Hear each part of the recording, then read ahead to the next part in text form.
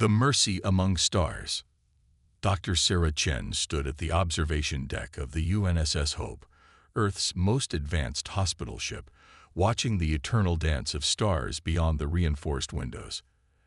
At 4 kilometers long, the Hope was a testament to humanity's commitment to healing, its brilliant white hull adorned with the ancient symbol of medicine, a staff wrapped by 2 serpents, visible from light years away. Dr. Chen, emergency incoming from the Centauri mining colony, the ship's AI announced, its voice calm but urgent. Multiple trauma cases, industrial accident. ETA 12 minutes. Sarah was already moving, her magnetic boots clicking against the polished floor as she headed toward Emergency Bay 3. Around her, the Hope's corridors hummed with activity. Medical staff from a dozen Earth nations, and even a few allied alien species preparing for the incoming patients. Status report. She called out to her team as she entered the bay.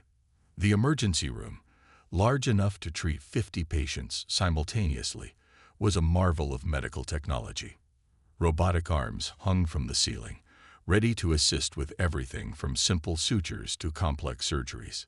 6 critical, 12 serious, responded Dr. Patel, her second in command. His holographic display showed the incoming vital signs. 2 humans, 4 Centaurians. Their atmospheric processors failed. The Hope had been designed to treat any known sentient species. Its database contained detailed medical information about over 300 alien physiologies, and the ship's automated systems could synthesize compatible medical supplies on demand. As Sarah's team prepared, she noticed something odd on the long-range sensors. 3 unidentified ships had appeared at the edge of their scanning range, following a parallel course. They weren't responding to standard identification protocols. "Bridge, are you tracking those vessels?" she asked through the ship's comm system. "Affirmative, Doctor," Captain Miguel Rodriguez responded. "We've sent multiple hails. No response yet, but our priority is the incoming medical emergency." The captain was right, of course. The Hope's mission was to save lives, regardless of species or circumstance.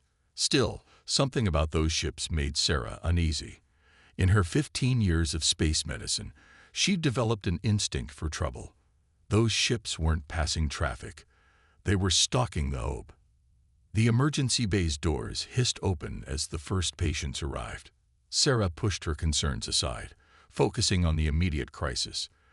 The Centaurians' crystalline skin had taken heavy damage from the toxic gas exposure, their normally iridescent surfaces clouded and cracking. "Get me synthetic crystalloid solution, stat," Sarah ordered, moving to the first patient. "Begin atmospheric decontamination protocol 7. Watch those oxygen levels. Centaurians process it differently than we do." Her team moved with practiced precision, each member knowing their role. The Hope's advanced medical systems anticipated their needs, robotic arms extending with prepared medications and tools before they were even requested. "Dr. Chen," Captain Rodriguez's voice cut through the controlled chaos. "Those ships have changed course. They're on an intercept trajectory." Sarah's hands remained steady as she administered the crystalloid solution. "Understood, Captain. How long until we reach the nearest safe harbor?" 4 hours to New Singapore Station, he replied. "We've sent word to Earth Command about our shadows." The Hope carried no weapons. It didn't need them. For centuries, hospital ships had been considered neutral ground, protected by both interstellar law and common decency. Even pirates respected the ancient codes that protected medical vessels. As Sarah worked to stabilize her patients, the ship's AI continued providing updates. The mysterious vessels were getting closer, their engine signatures now clear enough for identification. They weren't from any known civilian fleet. "Primary patient stabilized," Dr. Patel announced, moving to assist with another case. Crystalline structure beginning to regenerate. Sarah nodded, checking the vital signs displayed in her neural interface. The Centaurians would recover, though they'd need time for their unique biology to heal. She was about to move to the next patient when the ship's lighting shifted to amber. "All medical staff, secure your patients," Captain Rodriguez's voice carried an edge she'd never heard before. "We have confirmed hostile ships approaching. This is not a drill." The Hope's massive engines hummed as they increased power, but Sarah knew their ship wasn't built for speed. It was designed to be stable, to allow for delicate surgeries even during FTL travel. Whatever was coming, they couldn't outrun it. "Security teams to emergency stations," the captain continued. "All non-essential personnel to shelter areas. Begin emergency patient evacuation protocols." Sarah looked at the wounded Centaurians, knowing they couldn't be moved in their current condition. Around the emergency bay, her staff continued working, their faces showing determination rather than fear. They had all sworn oaths to protect and heal. No threat would make them abandon their patients. "Doctor," one of the nurses called out, pointing to the observation window. Sarah turned, watching as 3 sleek, predatory ships emerged from the darkness of space. Their designs were unlike anything in Earth's database, their hulls covered in what appeared to be adaptive camouflage plating. The Hope's communications array broadcast automatically. "This is UNSS Hope, a registered medical vessel protected under Interstellar Convention Article 7. We are carrying critical care patients. Please respond."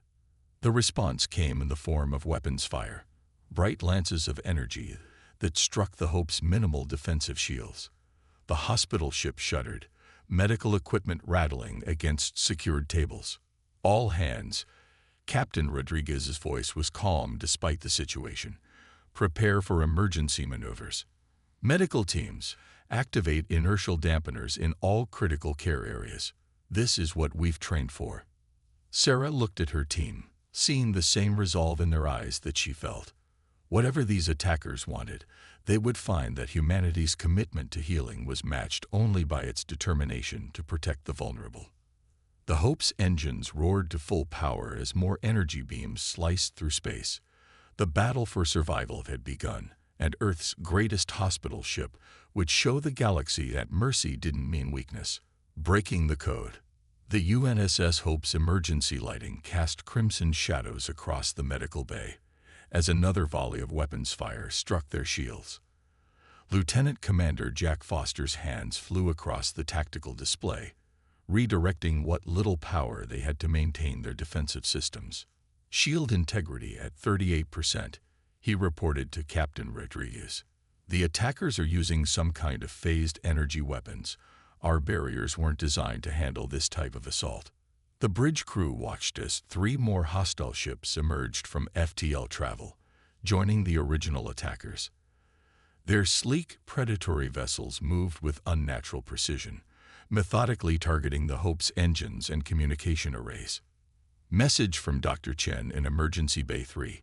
Communications Officer Lisa Chang announced. They have 27 critical care patients who can't be moved to the evacuation pods. Life support systems in that section are starting to fluctuate." Captain Rodriguez stood at his command station, his expression grim but determined. "Divert auxiliary power to those life support systems. Send security teams to reinforce the medical bay barriers." He turned to his tactical officer. "What do we know about these ships?"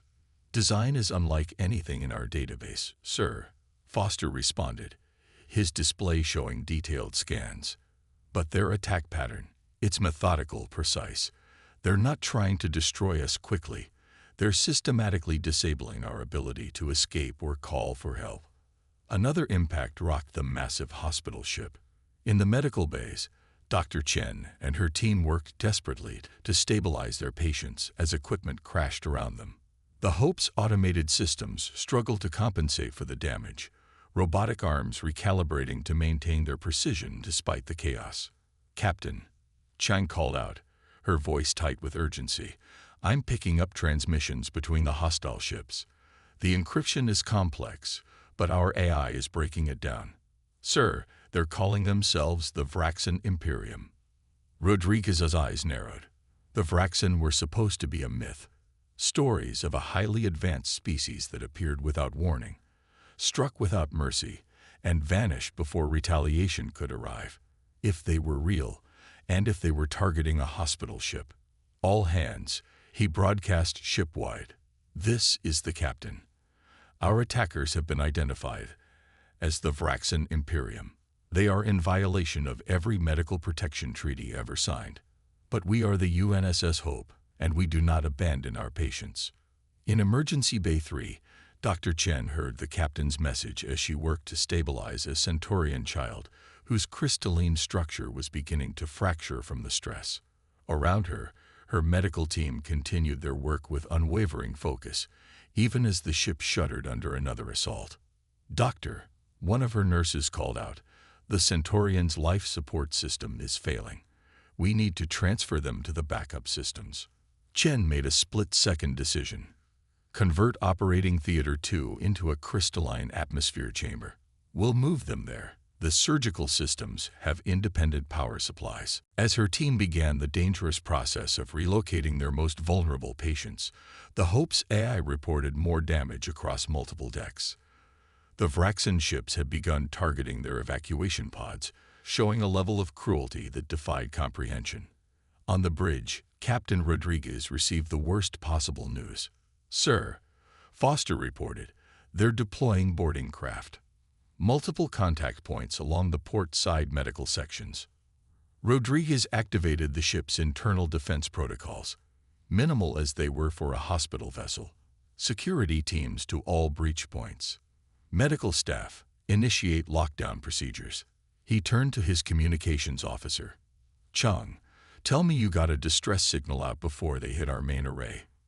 "Yes, sir," she replied, managing a slight smile. "Full data burst, including sensor readings of the Vraxan ships. Earth Command received it.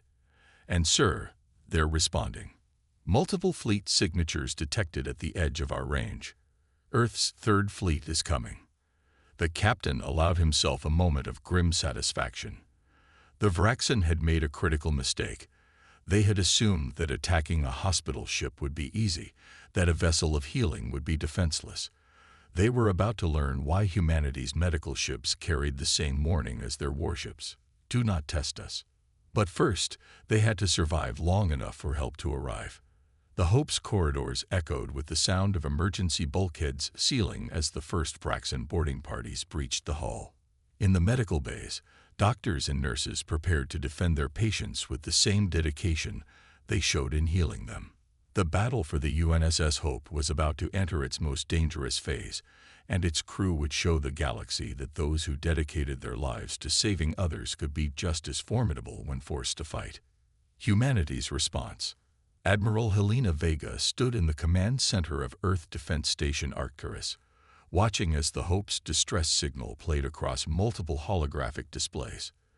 The massive hospital ship's sensor data showed everything: the unprovoked attack, the targeting of evacuation pods, the desperate efforts of the medical crew to protect their patients.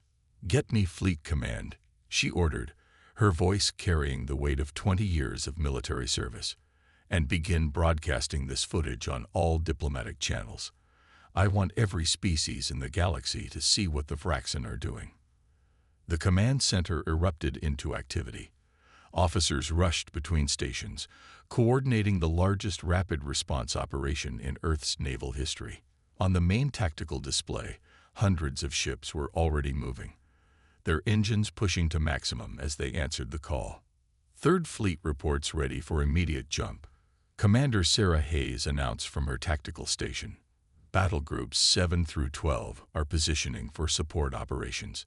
First responder medical ships are standing by. Vega studied the tactical overlay. The Hope was 4 hours from the nearest safe harbor, and the Vraxan were systematically cutting off every escape route. But they had made one critical miscalculation. They had attacked a hospital ship less than 6 hours from Earth's primary fleet base. Message from Fleet Command. Communications Chief Torres called out. "Priority Override Alpha. We have authorization for full military response. The Diplomatic Corps is already notifying all allied nations." "Put me on all fleet channels," Vega ordered, stepping onto the command platform. The holographic displays shifted, showing the faces of hundreds of ship captains waiting for orders. "This is Admiral Vega to all Earth forces. 1 hour ago, The hospital ship UNSS Hope was attacked by Vraxan forces in violation of every medical protection treaty ever signed. They are targeting evacuation pods, attempting to board medical bays, and actively preventing the evacuation of critical care patients. She paused, letting the implications sink in. The Hope carries over 3,000 patients from 27 different species. Among them are children, refugees, and yes, even Vraxan wounded who sought our help. Today, we show the galaxy what happens when someone mistakes our dedication to healing for weakness. The tactical display updated as more ships moved into position. Earth's response was awakening. Not just military vessels, but hospital ships, rescue craft, and medical transports. The Vraxan had attacked one hospital ship. Humanity would respond with a dozen more.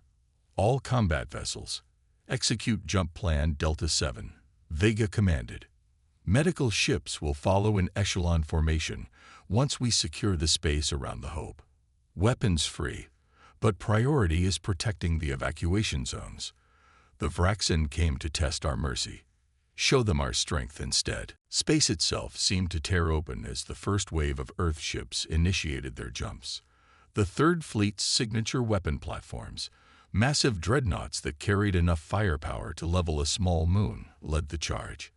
Behind them came the rapid response cruisers, their hulls bristling with point defense systems designed to protect civilian vessels. In the command center, the mood was focused, determined. These officers had trained for years to protect Earth's medical ships, knowing they represented humanity's commitment to helping others. Now they would show why that commitment was backed by the most powerful fleet in this sector of space. Message from the Galactic Medical Council, Torres announced. They're denouncing the Vraxan attack. Multiple allied species are dispatching their own forces to assist. Vega nodded, but her attention was on the tactical display, showing the Hope's deteriorating situation. Captain Rodriguez and his crew were fighting a losing battle against Vraxan boarding parties, trying to protect their vulnerable patients with minimal security forces. Time to contact, she asked, watching as more of her ships jumped to hyperspace. First wave will emerge in 18 minutes, Hayes reported. The Hope's shields are at 12%, multiple hull breaches reported. They'll hold, Vega said with quiet certainty. Medical ships are crewed by the best of us, people who dedicate their lives to saving others. Now it's our turn to save them. The command center's main screen showed the Hope's current status, a massive white vessel under siege by creatures who had forgotten the meaning of mercy. But help was coming, and the Vraxan were about to learn why humanity's medical ships and warships shared the same warning. The response they had awakened would reshape the galaxy's understanding of human nature. Yes, humans would cross the stars to heal anyone in need, but they would also cross those same stars to protect their healers, and heaven help anyone who forgot that. The battle for hope. Space itself seemed to tear apart as Earth's Third Fleet emerged from hyperspace, their arrival heralded by the distinctive blue-white flash of multiple jump points opening simultaneously. The Vraxan ships, still hammering away at the UNSS Hope's failing shields, suddenly found themselves surrounded by humanity's finest warships. Admiral Vega's flagship, the EDF Retribution, emerged last, a massive dreadnought that dwarfed even the hospital ship. Her voice cut through all communications channels. Vraxan vessels, this is your only warning. Power down your weapons and withdraw from the hospital ship or be destroyed. In Emergency Bay 3, Dr. Chen and her team looked up at the sudden silence. The constant bombardment had stopped. Through the bay's reinforced windows, they could see Earth's warships taking up defensive positions around the Hope, their weapon systems tracking the Vraxan vessels. The Vraxan response came in the form of plasma torpedoes, launched at both the Earth fleet and a hospital ship. They had no intention of backing down. Admiral Vega's next words were calm but carried deadly intent. All ships, execute Protocol Guardian. Protect that hospital ship. The space around the Hope erupted into chaos. Earth's destroyers moved first, their point defense systems creating an umbrella of protective fire that intercepted the torpedoes before they could reach the wounded hospital ship. Behind them, the heavier cruisers opened up with their main batteries, targeting the Vraxen vessels with surgical precision. Security team reports Vraxen boarders retreating to their ships. Captain Rodriguez announced from the Hope's bridge. But we've got critical systems failing across all decks. We need immediate medical evacuation support. The battle unfolded like a deadly dance. The Vraxen ships were incredibly advanced, their adaptive camouflage and phased weapons making them difficult targets. But Earth's fleet had numbers, position, and most importantly, raw determination on their side. Medical transport ships moving into position. Commander Hayes reported from the Retribution's tactical station, beginning emergency evacuation of critical care patients. The rescue operation was as complex as the battle itself. Special medical shuttles, designed for rapid evacuation of critical patients, began docking with the Hope's emergency airlocks. Each shuttle carried a full trauma team, ready to maintain life support during the dangerous transfer process. Dr. Chen coordinated the evacuation of her patients, starting with the most critical cases. The Centaurian children first, she ordered, her team moving with practiced efficiency despite their exhaustion. Their life support systems are barely holding. Outside, the battle intensified. A Vraxen cruiser, its hull already scarred by multiple hits, attempted to break through the defensive screen to target the medical shuttles. 3 Earth destroyers intercepted it, their concentrated fire finally overwhelming its advanced defenses. The ship disappeared in a silent explosion. All evacuations from sections 7 through 12 complete, reported the Hope's Eye.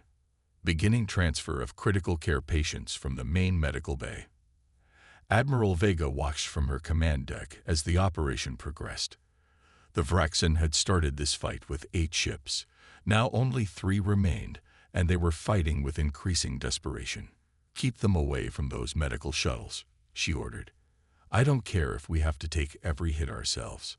The tide had turned decisively.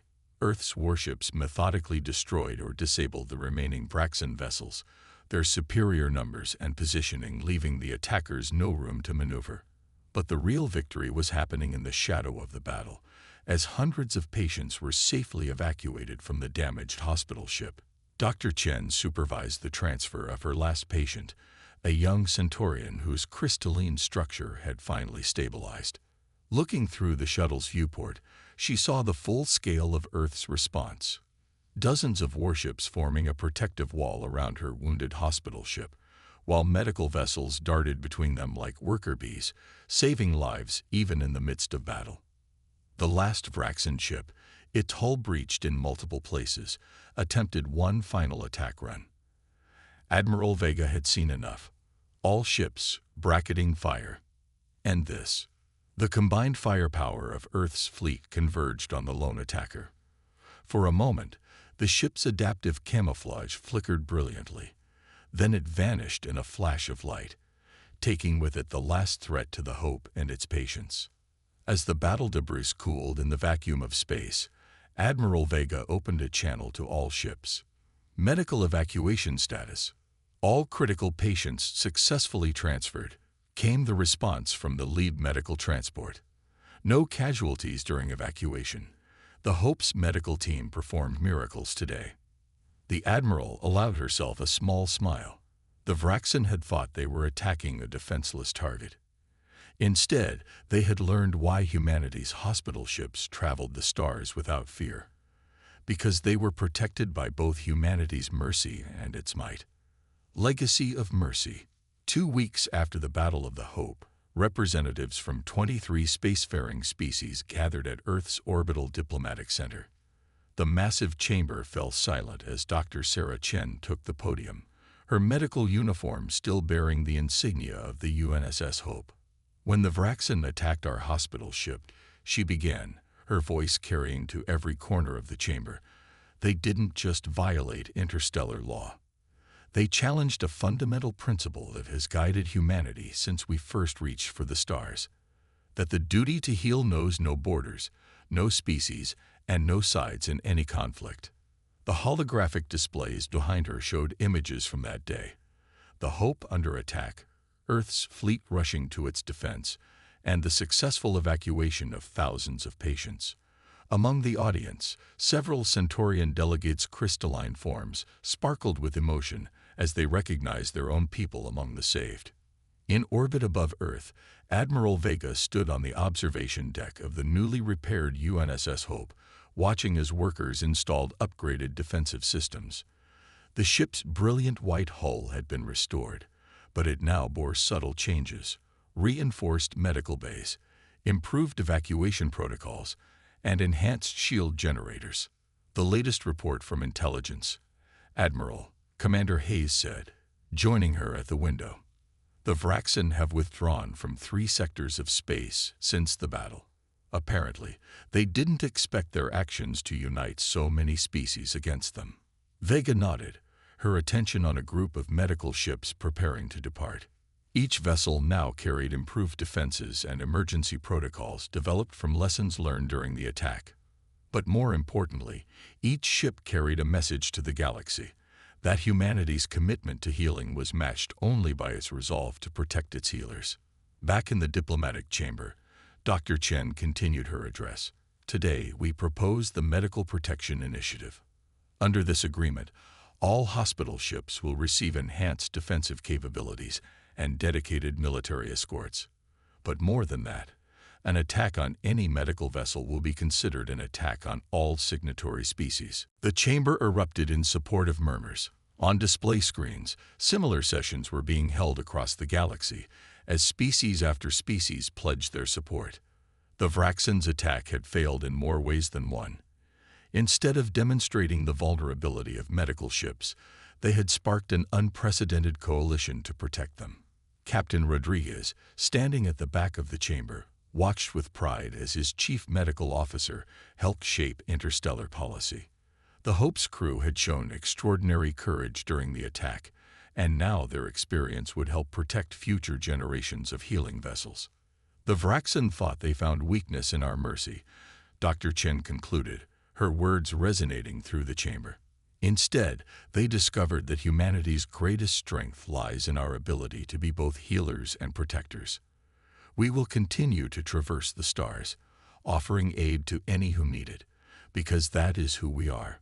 But let the galaxy remember the Battle of the Hope, when humanity showed that those who threaten our mission of mercy will face our strength. In the days that followed, the impact of the battle continued to ripple through the galaxy. The Galactic Medical Council established new protocols for protecting hospital ships, incorporating both human defensive technology and the combined protective pledges of multiple species. The UNSS Hope became a symbol not just of healing, but of the power of unity in the face of aggression. Admiral Vega received word that similar medical protection fleets were being established by other species, all modeled after Earth's Rapid Response Force. The Vraxen's attack had failed to destroy one hospital ship, and in doing so, had ensured that no hospital ship would ever be truly vulnerable again. As the Hope prepared for its next mission, Dr. Chen stood in Emergency Bay 3, now restored and improved. The medical equipment hummed softly, ready to save lives from across the galaxy. Through the observation window, she could see their new escort ships, a permanent reminder that humanity's dedication to healing would always be protected by its courage to fight when necessary. The stars beckoned, and there were more lives to save. The Hope would continue its mission, carrying with it not just medicine and healing, but a new legacy, one that proved to the galaxy that mercy and strength were not opposing forces, but rather two sides of the same human heart.